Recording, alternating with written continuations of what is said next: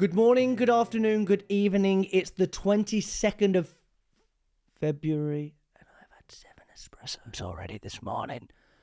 You've been a very good little boy in the corner. What's happened? Silence. I'm showing you the power of silence. Let's get into it. Cato practised the kind of public speech capable of moving the masses, believing proper political philosophy takes care, like any great city, to maintain the warlike element. But he was never seen practising in front of others, and no one ever heard him rehearse a speech. When he was told that people blamed him for his silence, he replied, "Better they not blame my life. I begin to speak only when I'm certain what I'll say isn't better left unsaid." It's from Cato The Younger. I love that one. We do That's like really Cato, yeah. Silence. It is something so powerful, yet salespeople lack the ability to use it. A lot of the time, so most people feel awkward in silence, don't they? Mm-hmm. So this is how people can use it as a tool. So if there is a silent gap, use that silent and let your prospects fill that gap, because then they'll come forward with information, bits. Where do you find silence is best in the sales process?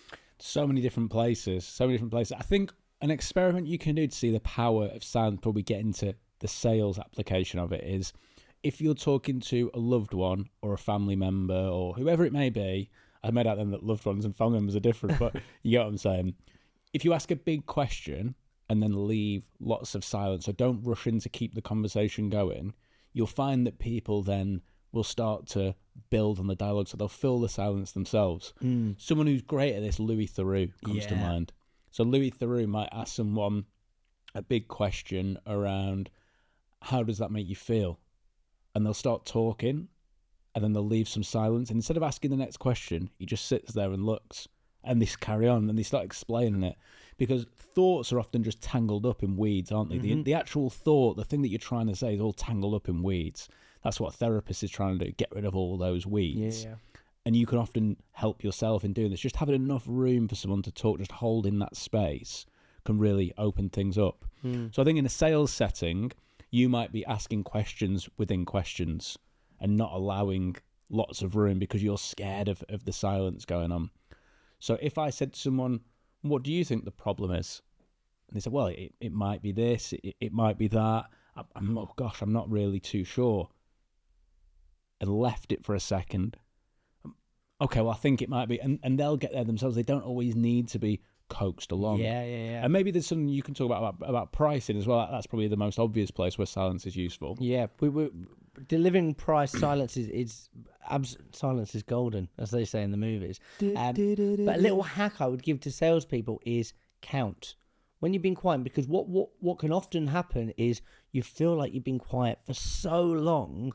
Actually, it might have only been a few seconds. So if it gets to 20 seconds, then you can probably use humor to make a joke. But if I was to say, why do you think that's a problem? And you answer, and then you stop, and I go, 1 Mississippi, 2 Mississippi, 3 Mississippi, 4 Mississippi. Probably within 5 seconds, they probably will answer. But typically people get to 2 Mississippi, get scared, and then go, ugh. Yeah.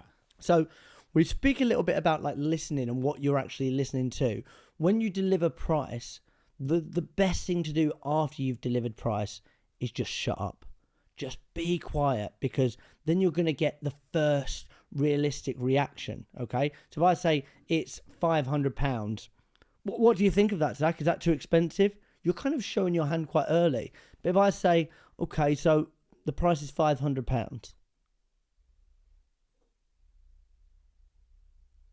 Oh, you've got a strong poker face at this point, because you're not giving me anything. Okay. But no. Look, I think we can work with that. Okay.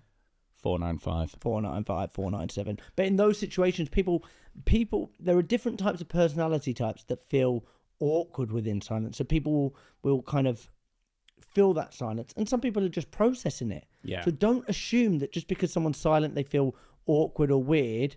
But if you ended up in that situation where you say it's 495, there's a big silence, and you go, oh, I feel like I might have shocked you to silence now with that price. No, I was just thinking about how that would work in the budgets. So there's ways around it. I'll give you the last one, as well, where I think this is really useful. So the technique of labeling, it comes up time and time again because it's one of my favorite techniques, right? Sounds like, seems like, feels like.